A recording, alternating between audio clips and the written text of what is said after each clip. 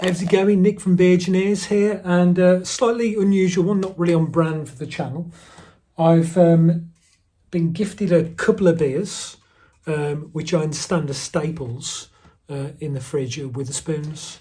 So we've got Growling Dog Tropical IPA coming at 7.5% from the brewery.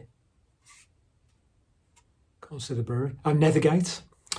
And we've got Flex IPA, Pale Ale from Siren. So I don't know this brewery, never come across Nethergate. I know Siren, they've been a staple supermarket IPAs for years. So, sort of mid-tier ranking, so I know what I'm expecting here. In terms of Wetherspoons, though, I mean, I literally can't remember the last time I went in a Spoons. From my experience anyway, they are frequented by students and pensioners. Now, that's just my experience in the ones I've been in. I'm sure it's very different in other parts of the country, but obviously it's really cheap, really, and I would say good value as well.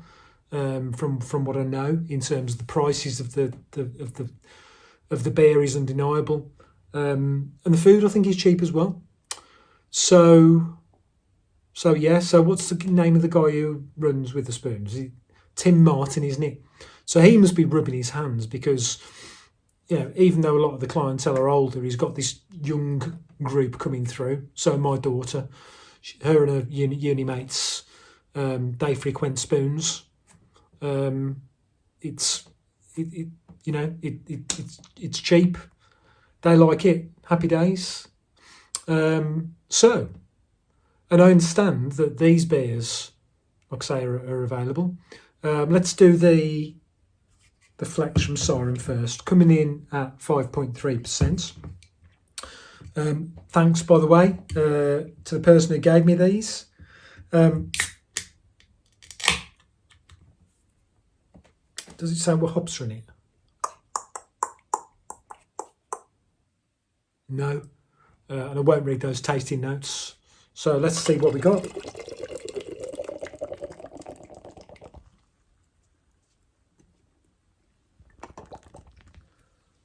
So I'm giving it a bit of a swirl, but I'm guessing there's, it's barley. Just barley. Okay. So no oats, no wheat, nothing too funky. So it's clear, pale amber beer.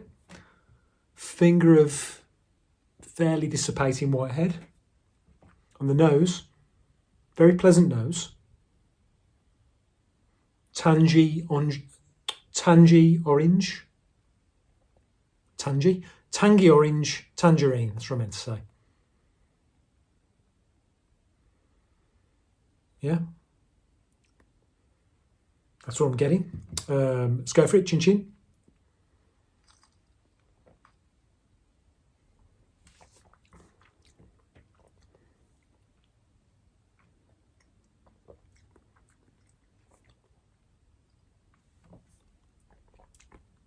So it's very light-bodied.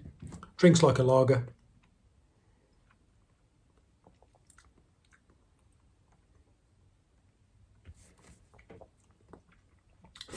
I'm getting a bit of orange. Subtle bitterness in the back end. Fairly muted. I mean, it is a pale ale, in fairness.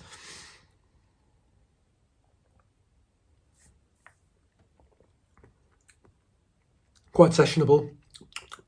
I don't know how this was stored. Obviously, you'd hope it's in a fridge, but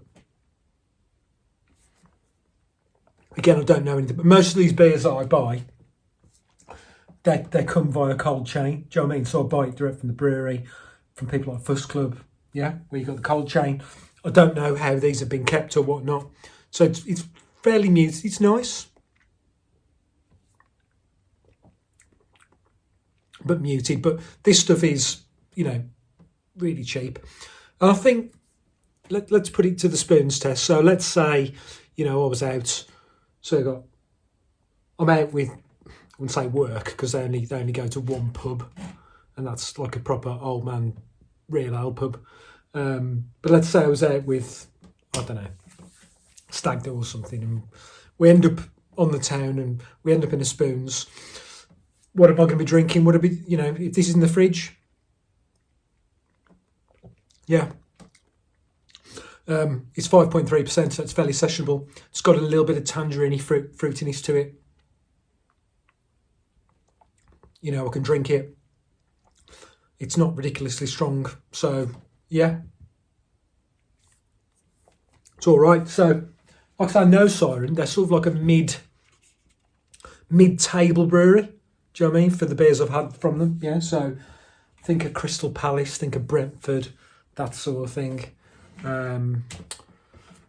That's if they, obviously if those clubs don't sell their best players, as it looks like they possibly could do. But that's a bit of a sore subject as a Wolves fan at the moment. Anyway, back to the beer. Rating. I'm not going to compare it to this lot. I'm going to compare it to, I'm going to say, rate it as a Spoons beer. Now, bearing in mind, I don't do Spoons really, but I think this would rate pretty high. So for a standard, day to day, would I pick it up again? Probably not with the beer that the choice I've got. But if I was in Spoons, yeah, that would be an 8 out of 10. I'm likely going to be drinking that. Right, I'll just finish that and on to the next one. So the next one is this one, Growling Dog from Nethergate Brewery. Where are they? I don't understand how they've gone from, well, I've never heard of them anyway. They've gone from unheard of. I'm not saying I'm a complete guru, but I do like to think know my breweries. Certainly in the craft stuff anyway. Say Long, Melford, Sudbury, Suffolk. So, how they got that contract with Spoons, I don't know, but fair play to them. There is some tasting notes on the back. I'm not going to, mind bitch myself with that. I'm just going to get an impartial view first.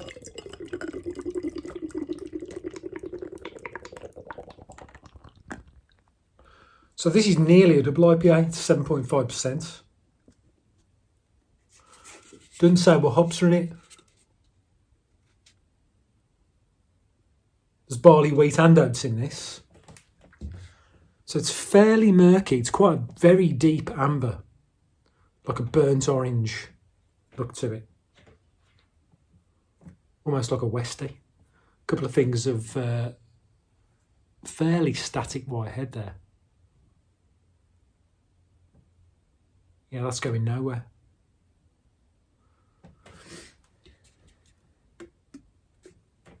Nose.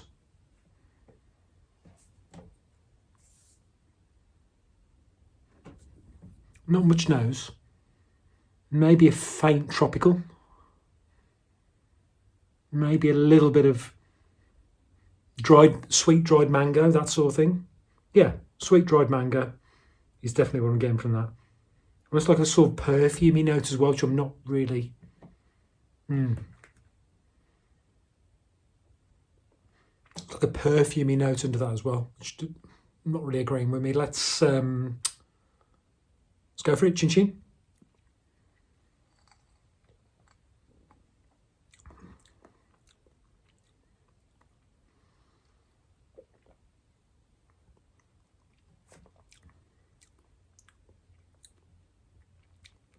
Okay.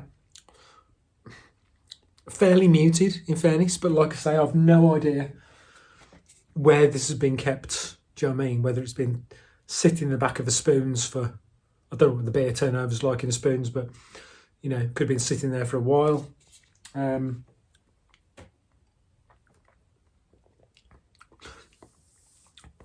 Medium sweetness. There's just not, I don't know, not a lot there.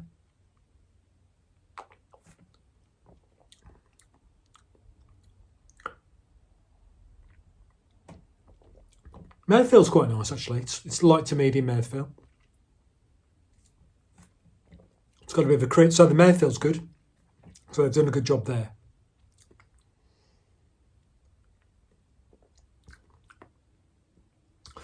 It opens up with a little bit of tropical, but then it doesn't hit. Do you know what I mean?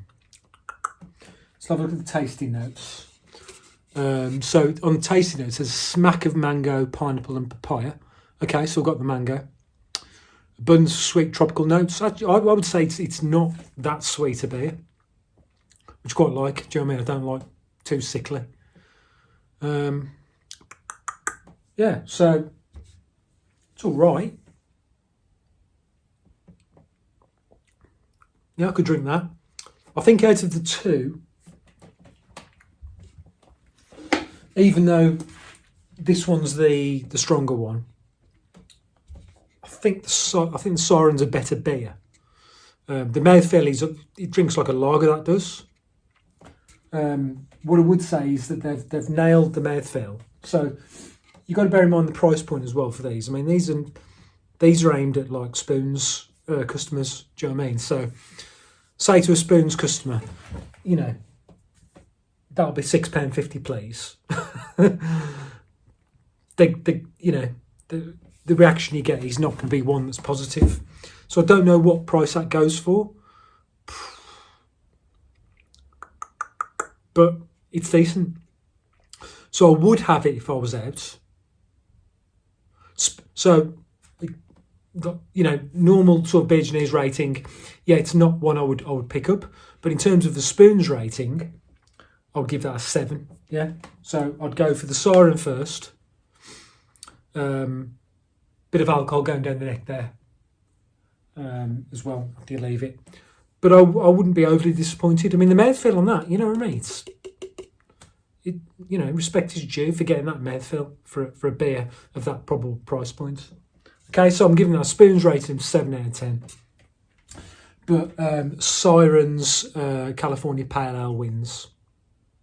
Yeah, so if you're out in Spoons and you're a craft beer twat like me, you probably want to go, you know, if you're not going to try what's on draft, if you're going to go for what's in the fridges and the cans, I'd recommend that one.